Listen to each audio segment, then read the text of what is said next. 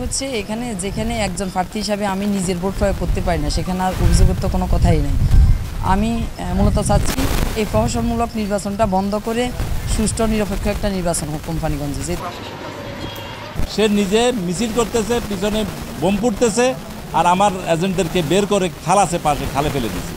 আমি যাই তাদেরকে খাল থেকে উঠালাম। প্রহসন নির্বাচন আমরা মানি না। এই নির্বাচন স্থগিত করে পূর্ণ নির্বাচন দেওয়া হোক, একটা নিরপেক্ষ নির্বাচন। এই কারণ এটা বাংলাদেশ আওয়ামী লীগের সম্মানিত সাধারণ সম্পাদকের উপজেলা, তার নিজ উপজেলা।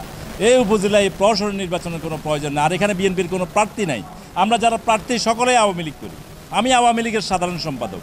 আমি আজকে ভোট কেন্দ্রে যাইতে পারি না। রিটার্নিং অফিসারের কাছে আমরা অভিযোগটা স্থগিত করে, ভোটটা স্থগিত করে যেন পূর্ণ তফসিল ঘোষণা করে আবার নির্বাচনটা সুষ্ঠুভাবে দেওয়ার জন্যই আসছি।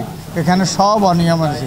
40টা কেন্দ্রে 8টা থেকে 9টার মধ্যে ভোট শেষ করে ফেলছে ওরা।